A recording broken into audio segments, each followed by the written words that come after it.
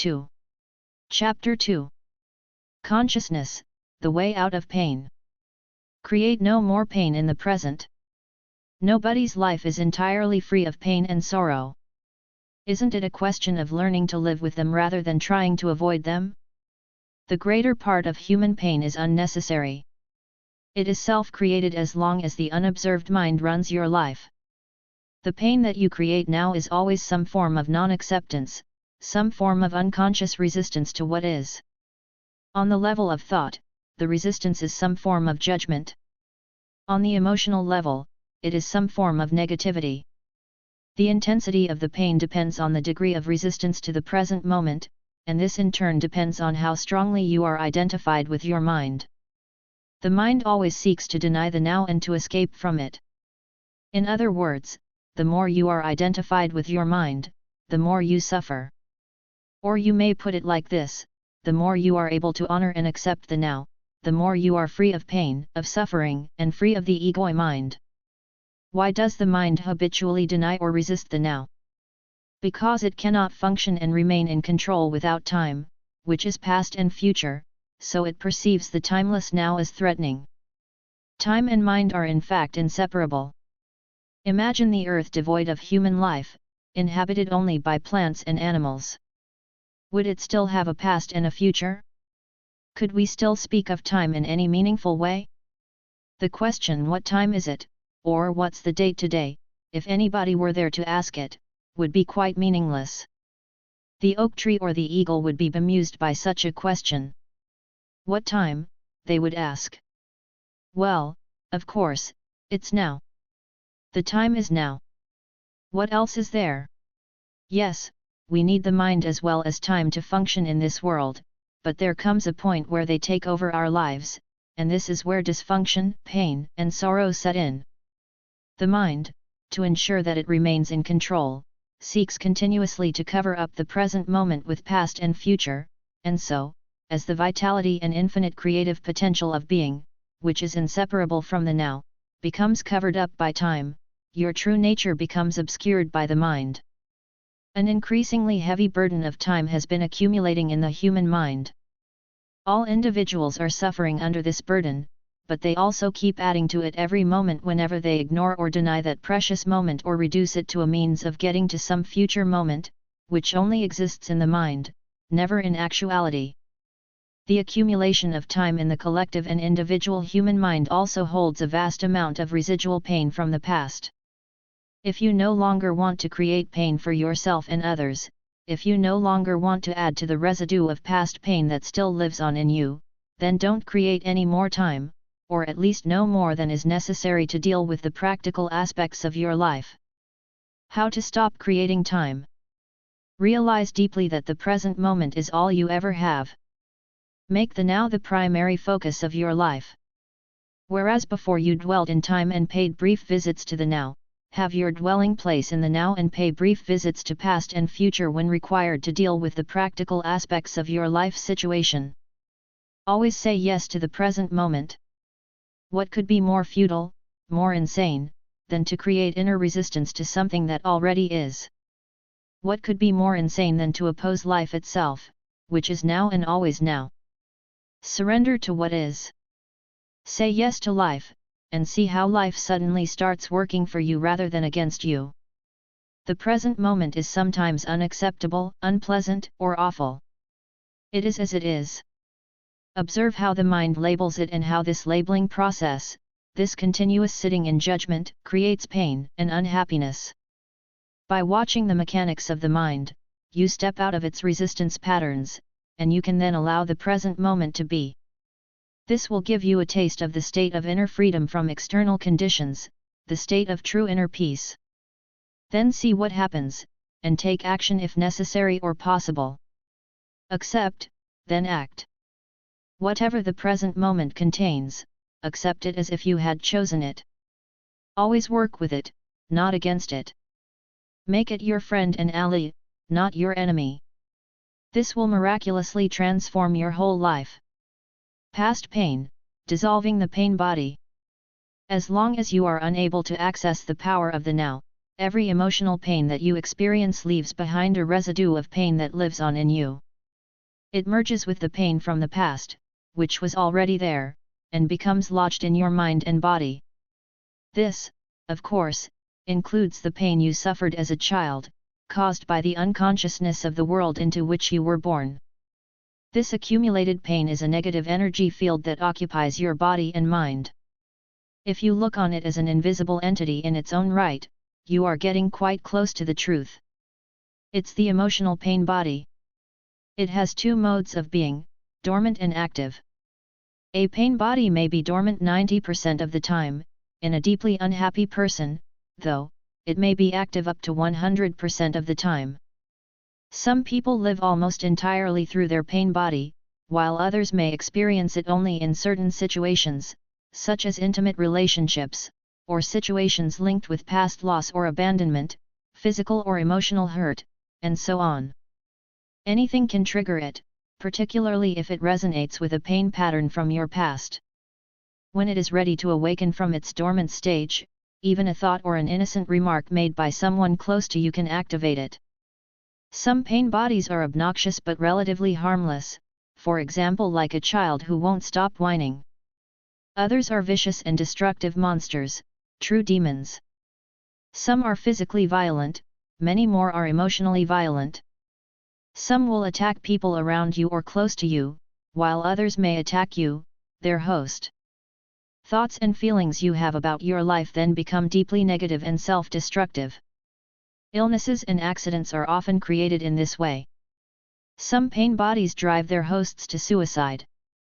When you thought you knew a person and then you are suddenly confronted with this alien, nasty creature for the first time, you are in for quite a shock. However, it's more important to observe it in yourself than in someone else. Watch out for any sign of unhappiness in yourself, in whatever form, it may be the awakening pain body. This can take the form of irritation, impatience, a somber mood, a desire to hurt, anger, rage, depression, a need to have some drama in your relationship, and so on. Catch it the moment it awakens from its dormant state. The pain body wants to survive, just like every other entity in existence, and it can only survive if it gets you to unconsciously identify with it. It can then rise up, take you over, become you, and live through you. It needs to get its food through you. It will feed on any experience that resonates with its own kind of energy, anything that creates further pain in whatever form, anger, destructiveness, hatred, grief, emotional drama, violence, and even illness. So the pain body, when it has taken you over, will create a situation in your life that reflects back its own energy frequency for it to feed on. Pain can only feed on pain. Pain cannot feed on joy. It finds it quite indigestible. Once the pain body has taken you over, you want more pain. You become a victim or a perpetrator. You want to inflict pain, or you want to suffer pain, or both. There isn't really much difference between the two. You are not conscious of this, of course, and will vehemently claim that you do not want pain. But look closely and you will find that your thinking and behavior are designed to keep the pain going, for yourself and others. If you were truly conscious of it, the pattern would dissolve, for to want more pain is insanity, and nobody is consciously insane. The pain body, which is the dark shadow cast by the ego, is actually afraid of the light of your consciousness. It is afraid of being found out. Its survival depends on your unconscious identification with it, as well as on your unconscious fear of facing the pain that lives in you.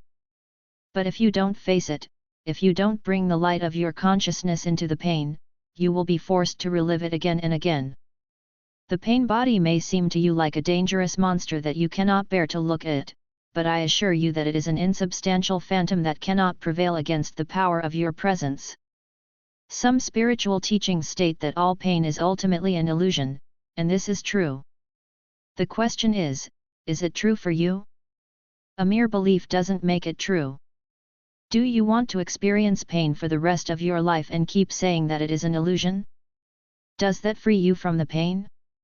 What we are concerned with here is how you can realize this truth, that is, make it real in your own experience. So the pain body doesn't want you to observe it directly and see it for what it is. The moment you observe it, feel its energy field within you, and take your attention into it, the identification is broken. A higher dimension of consciousness has come in. I call it presence. You are now the witness or the watcher of the pain body. This means that it cannot use you anymore by pretending to be you, and it can no longer replenish itself through you. You have found your own innermost strength. You have accessed the power of now. What happens to the pain body when we become conscious enough to break our identification with it? Unconsciousness creates it, consciousness transmutes it into itself. Saint Paul expressed this universal principle beautifully: everything is shown up by being exposed to the light, and whatever is exposed to the light itself becomes light. Just as you cannot fight the darkness, you cannot fight the pain body. Trying to do so would create inner conflict and thus further pain. Watching it is enough. Watching it implies accepting it as part of what is at that moment.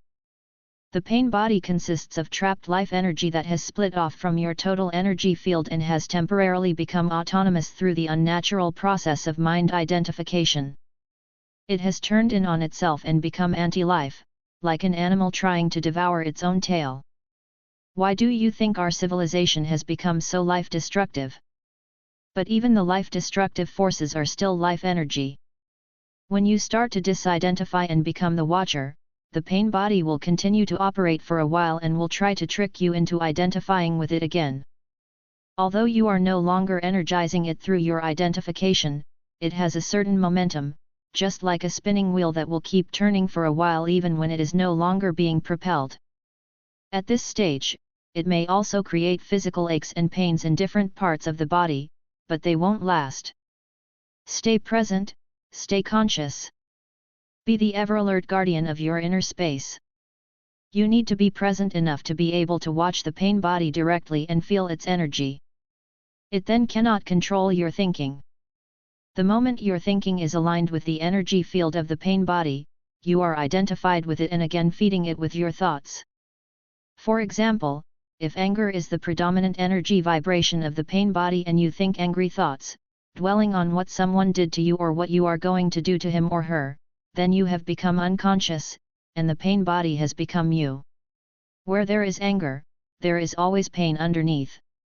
Or when a dark mood comes upon you and you start getting into a negative mind pattern and thinking how dreadful your life is, your thinking has become aligned with the pain body, and you have become unconscious and vulnerable to the pain body's attack. Unconscious, the way that I use the word here, means to be identified with some mental or emotional pattern. It implies a complete absence of the watcher. Sustained conscious attention severs the link between the pain body and your thought processes and brings about the process of transmutation. It is as if the pain becomes fuel for the flame of your consciousness, which then burns more brightly as a result. This is the esoteric meaning of the ancient art of alchemy. The transmutation of base metal into gold, of suffering into consciousness. The split within is healed, and you become whole again. Your responsibility then is not to create further pain. Let me summarize the process. Focus attention on the feeling inside you. Know that it is the pain body. Accept that it is there. Don't think about it, don't let the feeling turn into thinking. Don't judge or analyze. Don't make an identity for yourself out of it. Stay present, and continue to be the observer of what is happening inside you. Become aware not only of the emotional pain but also of the one who observes, the silent watcher. This is the power of the now, the power of your own conscious presence. Then see what happens. For many women, the pain body awakens particularly at the time preceding the menstrual flow. I will talk about this and the reason for it in more detail later. Right now, let me just say this: if you are able to stay alert and present at that time and watch whatever you feel within, rather than be taken over by it, it affords an opportunity for the most powerful spiritual practice, and a rapid transmutation of all past pain becomes possible. Ego. Identification with the pain body. The process that I have just described is profoundly powerful yet simple. It could be taught to a child, and hopefully one day it will be one of the first things children learn in school. Once you have understood the basic principle of being present as the watcher of what happens inside you, and you understand it by experiencing it, you have at your disposal the most potent transformational tool. This is not to deny that you may encounter intense inner resistance to disidentifying from your pain.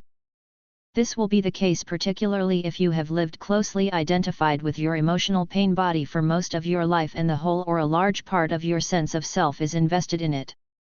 What this means is that you have made an unhappy self out of your pain body and believe that this mind-made fiction is who you are.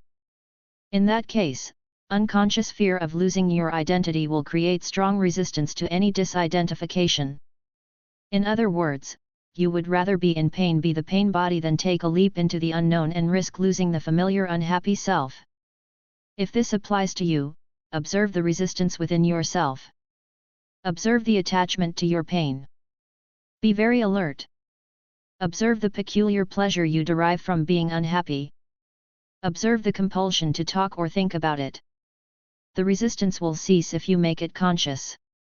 You can then take your attention into the pain body, stay present as the witness, and so initiate its transmutation. Only you can do this. Nobody can do it for you. But if you are fortunate enough to find someone who is intensely conscious, if you can be with them and join them in the state of presence, that can be helpful and will accelerate things. In this way, your own light will quickly grow stronger. When a log that has only just started to burn is placed next to one that is burning fiercely, and after a while they are separated again, the first log will be burning with much greater intensity. After all, it is the same fire. To be such a fire is one of the functions of a spiritual teacher. Some therapists may also be able to fulfill that function, provided that they have gone beyond the level of mind and can create and sustain a state of intense conscious presence while they are working with you. The origin of fear. You mentioned fear as being part of our basic underlying emotional pain. How does fear arise, and why is there so much of it in people's lives? And isn't a certain amount of fear just healthy self-protection? If I didn't have a fear of fire, I might put my hand in it and get burned. The reason why you don't put your hand in the fire is not because of fear, it's because you know that you'll get burned. You don't need fear to avoid unnecessary danger, just a minimum of intelligence and common sense. For such practical matters, it is useful to apply the lessons learned in the past. Now, if someone threatened you with fire or with physical violence, you might experience something like fear. This is an instinctive shrinking back from danger, but not the psychological condition of fear that we are talking about here. The psychological condition of fear is divorced from any concrete and true immediate danger. It comes in many forms: unease, worry, anxiety, nervousness, tension, dread, phobia, and so on.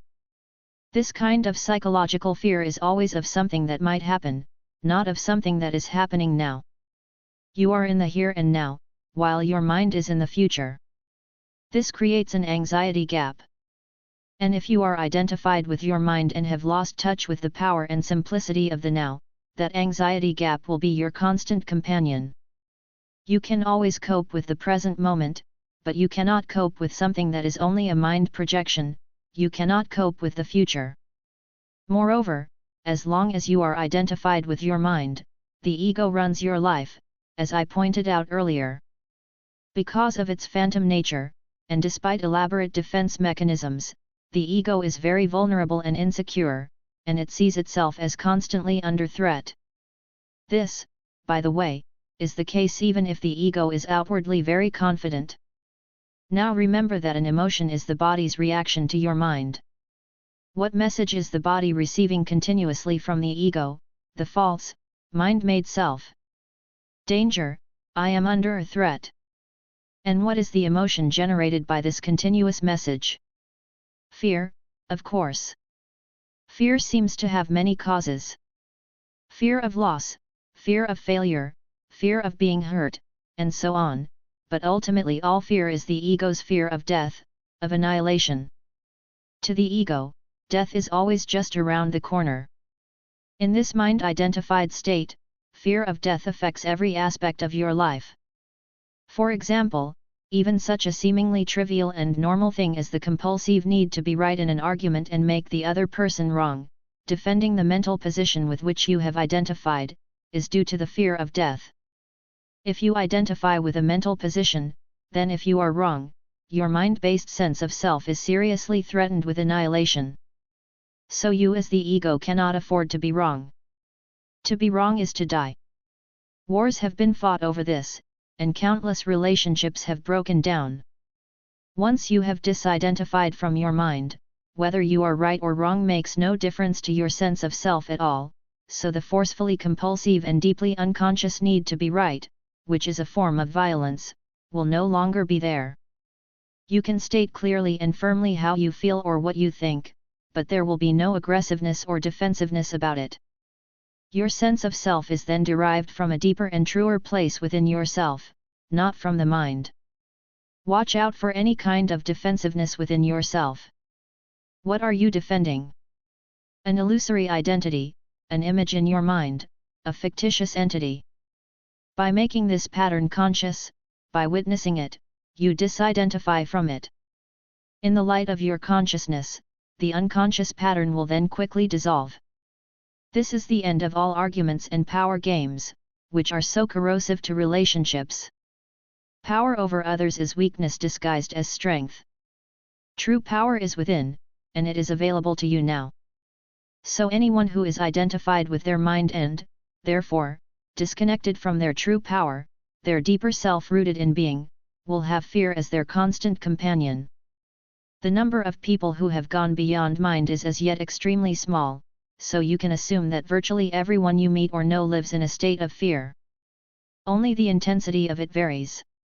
It fluctuates between anxiety and dread at one end of the scale and a vague unease and distant sense of threat at the other. Most people become conscious of it only when it takes on one of its more acute forms. The ego's search for wholeness. Another aspect of the emotional pain that is an intrinsic part of the ego mind is a deep-seated sense of lack or incompleteness, of not being whole. In some people, this is conscious, in others unconscious. If it is conscious, it manifests as the unsettling and constant feeling of not being worthy or good enough. If it is unconscious, it will only be felt indirectly as an intense craving, wanting and needing. In either case, people will often enter into a compulsive pursuit of ego gratification and things to identify with in order to fill this hole they feel within. So they strive after possessions, money, success, power, recognition, or a special relationship, basically so that they can feel better about themselves, feel more complete. But even when they attain all these things, they soon find that the hole is still there, that it is bottomless. Then they are really in trouble, because they cannot delude themselves anymore. Well, they can and do, but it gets more difficult. As long as the ego mind is running your life, you cannot truly be at ease, you cannot be at peace or fulfilled except for brief intervals when you obtained what you wanted, when a craving has just been fulfilled. Since the ego is a derived sense of self, it needs to identify with external things. It needs to be both defended and fed constantly.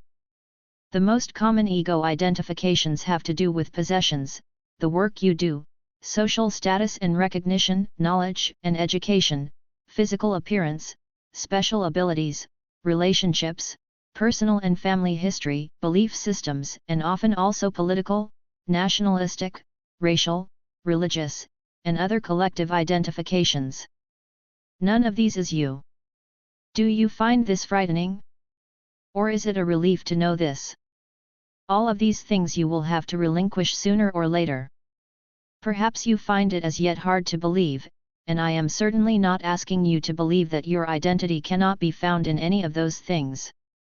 You will know the truth of it for yourself. You will know it at the latest when you feel death approaching. Death is a stripping away of all that is not you. The secret of life is to die before you die, and find that there is no death.